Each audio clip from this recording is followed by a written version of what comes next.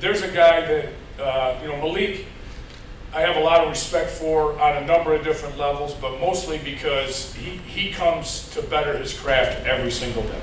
There's not a time where he doesn't have his complete attention on getting better at what he does on the practice field. And, people like that, you just naturally kind of, move towards. I mean, he is somebody that is a good example for especially the younger players in our program to watch, to emulate on how to show up every day, how to put yourself in a position where you can improve at the skills necessary, and really look forward to continuing to develop Malik as Malik develops Malik, because that's his mindset, and helping those other guys come along as well.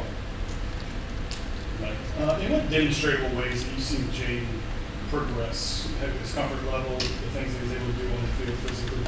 Yeah, I just think, year two allows him a comfort level from a knowledge standpoint, from a knowledge of not only offense, but knowledge of personnel standpoint, where he feels like he can let it rip a little bit more. And we continue to encourage him to do that more and more and more. And I think he's taken upon himself as much as anything to play that way and be aggressive and make sure that he's given opportunities where they're needed, and being smart with the football at the same time, but also understanding that we've got some pretty dynamic people around him that need to have their hands on the football, and he's done a really good job of continuing to develop where that's concerned. Has that dialogue with you changed at all?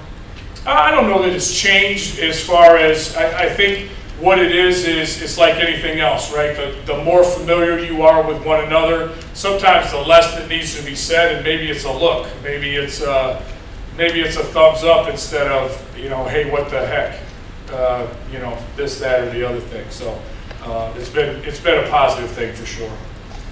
I know you also work with the tight ends. Got a lot of talent in that group, a lot of young guys. Can you kind of walk us through what you've seen from that group, maybe some individual standouts in the first week? Yeah, Mason obviously had a solid year for us a year ago, looking to build on that. Love where he's at from a physical development standpoint, and think the completeness of Mason Taylor's game is really going to come through this year that you guys are going to see. I don't know that I would call him a killer as a blocker a year ago. However, he learned how to survive and did a nice job and continued to develop as the year went along. I think when you move from there, obviously we brought in a junior college transfer, Connor Galbraith, who is more of a big body inline tight end, who I think has experience in his knowledge of what we're doing comes along from a physical standpoint. He's certainly there, but he's swimming a little bit mentally, but I like what I've seen from him from an aggression standpoint.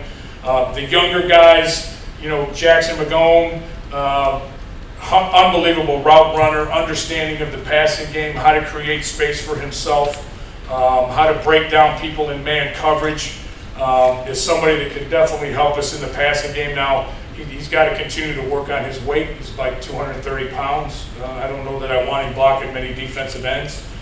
So he's still coming along. I think Matt Markway in particular has had the best camp so far as moving himself in a position to contribute to the team.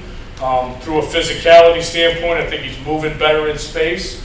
So there's some things that he can also give us in the passing game, which is welcome. And then, KP Pimpton is an unbelievable physical talent and a raw piece of clay that any tight end coach in America would love to have to work with. And he's got the ability at already gaining probably 15 pounds since he's been here, getting to 245 as a true freshman, an opportunity to help in both areas of what we ask our tight ends to do, provided he continues to develop, and I believe he will. So there's some blessings aplenty in that room.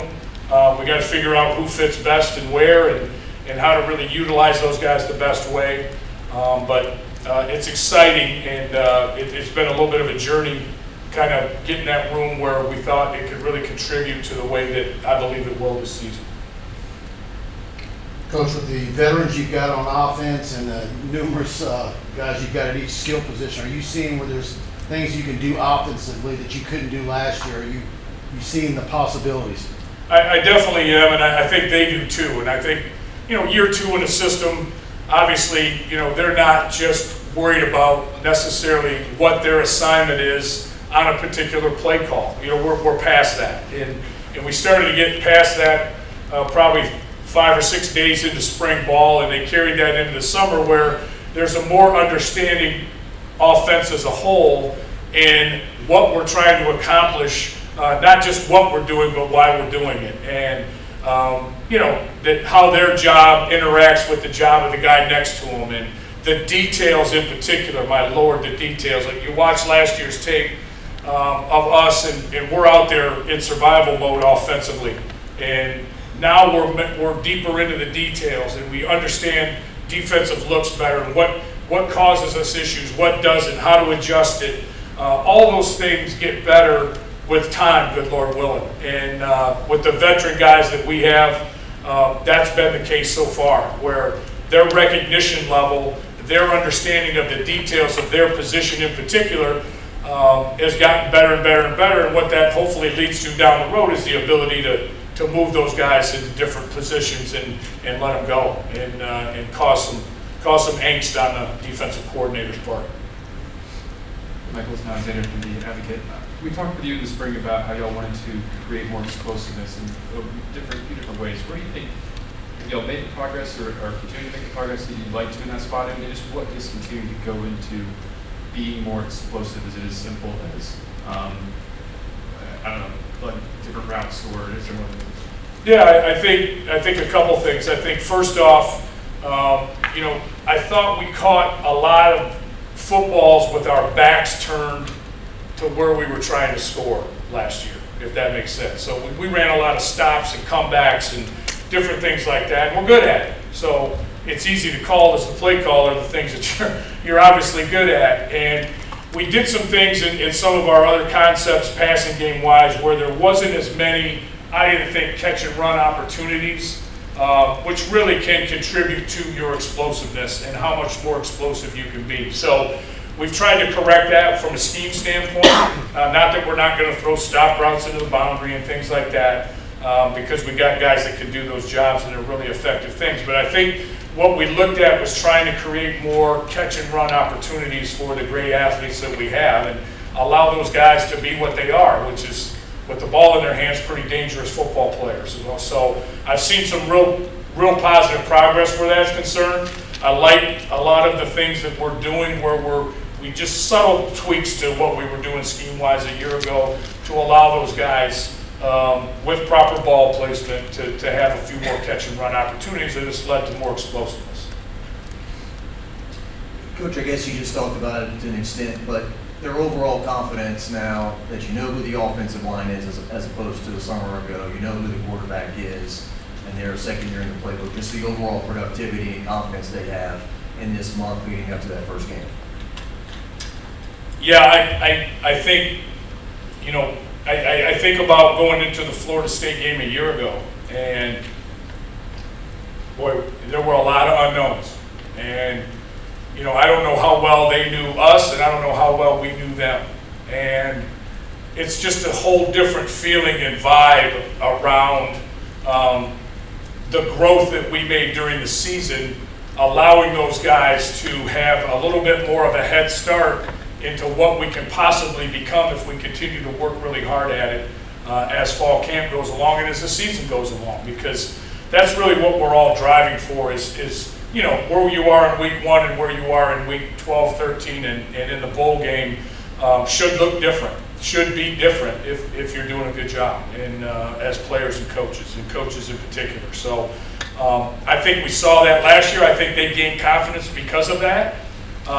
And we started about 3 runs up or more from where we ever were last year when we got together in the spring, and I think that continues. So they believe in each other.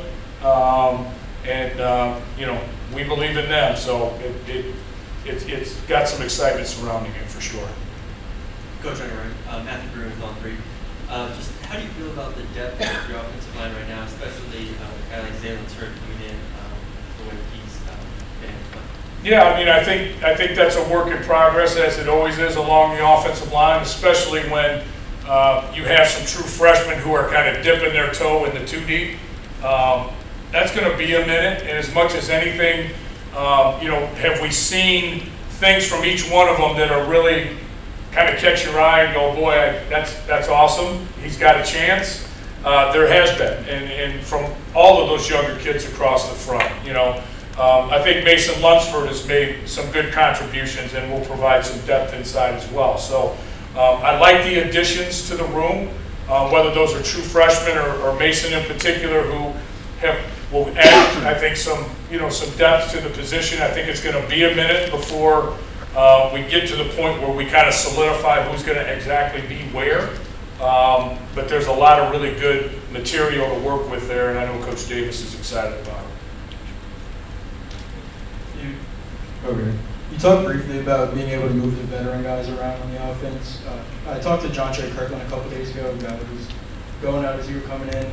He said one of the biggest things that helped him move to quarterback for that bowl game was being a guy who studied the entire concept instead of just his position. Mm-hmm. Is that something that this coaching staff mandates, or is it on the guys to kind of take it upon themselves? Well, it's really how we teach it. So we teach our entire offense, especially on the perimeter conceptually, if you will. So if we're running a 3-by-1 wide receiver route,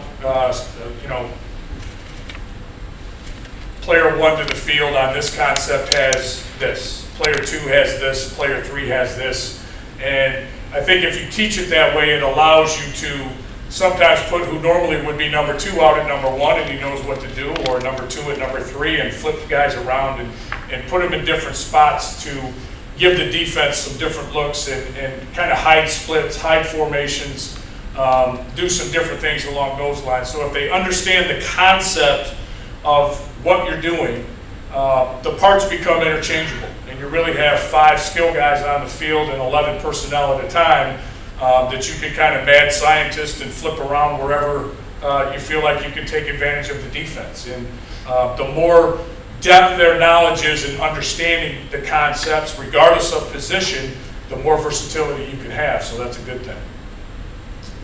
Hey, Coach. Glenn Westcott, 247. We were talking with Coach Kelly last week, and he was really excited about the opportunities to move Aaron Anderson around the offense. Just getting back to the explosive bit, I mean, just how does he fit in? Because it's really easy to notice how quick his change of direction is and just how explosive he can be. Yeah, I mean, he's a guy that has to touch the football. And, on me and the rest of the offensive coaches to make sure we're creative enough that we're using the skills that he brings to the table the right way. And he's obviously in the screen game. He's a very valuable piece. Touching the ball and running the ball on jet sweeps and things like that, sure, that's part of it. I think him also having a really good, I think more than just, sometimes you kind of look at like an Aaron Anderson and someone who's got his ability to start and stop and run fast as maybe a one-trick type of player. But Aaron's unbelievably blessed with ball skills, and he can break people down in space. So we've got to get him into those scenarios as much as we possibly can and allow him to do what he's best at. Okay. Thinking back to the Cincinnati days, you had an offense where you were able to run like Joshua Wiley at H-back, running an out, and then Leonard Taylor running a post in the end zone. That seems to be a bit more like the tight end room you have this year. What does having those kind of versatile players at tight end specifically open up in the offense for you? Yeah, I mean, I think it adds to our versatility as an offensive unit, and we can be in 4 wide receivers and put a lot of speed on the field. We can be in 11 personnel with 3 good speed receivers and a tight end who can attach and be physical or get out in space and run routes. We can put 2 tight ends on the field and spread you out if you want to play big, heavy personnel, or tighten you up if you want to play smaller players and have that type of versatility that we didn't have a year ago to do some more of those things that we'd like to do. Coach has time for 2 more. Coach, some of the local talent from Baton Rouge specifically, what have you seen from Chris Hilton and from Sheldon Sampson? Yeah, I love the direction that Chris is going in. He's really, I think, as much as anybody, begin to kind of stake his claim to some playing time. We've kind of he's been backing up Malik into the boundary most of it, but I think, he's a really smart player. We can move him around if we need to. He's going to play for us, and his consistency has got to continue to get worked on, but he's done so much better than at any other point, and I'm excited about where he's going. Sheldon Sampson is gifted as any wide receiver we've got on the roster. He's swimming in the deep end right now, like a lot of the younger kids are, but when he knows what to do, and he is incredible athleticism, great catch radius, can run a lot better than people give him credit for, and I'm hoping that that's just going to add to what we are if he can continue to come along. You have a lot of running backs. How does that open things up for you? That's a lot. Yeah, I was just wondering, how does that open up scheme-wise for this offense, and what kind of opportunities you have this year? Yeah, I mean, and part of that is, I'm going to answer that maybe a little bit different, but it's exciting that, there are so many running backs that could step in and play. Does that allow you to do a little bit more of a two-back system? Okay, if those guys separate themselves as the most athletic guys, and they got to touch the ball, why not? In the competition in the tight end room, do they make it so they force you to play a little more 12 personnel because they've earned it and they've made plays, or is it 4 wide receivers and tight end's got to sit this one out because the wide receivers are just making way? You know what I mean? I think what it allows us as much as anything is, going back to the versatility question, a lot of different options that we can explore. Not only early in the season, but as the season goes along, and God forbid this guy gets banged or that guy gets banged, we have the athleticism and depth necessary to be able to be versatile in what we do. But as far as the competition that's going on in there, it's a day-to-day deal, and it's kind of been a little bit.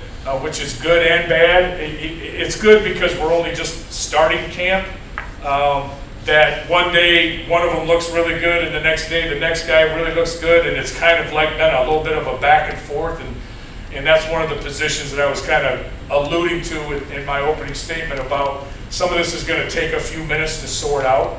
But the more those guys understand what we're doing, the more they can contribute, and maybe being more than just a running back if that's necessary, splitting them out and putting them out in space and doing some different, the more that they can learn and adjust and know those things, the more versatile it's going to make us, and the better it's going to make us. So, because there's depth in there, and it's quality depth. All right, thanks, Coach. All right. Thank you. Thank you guys. Appreciate you.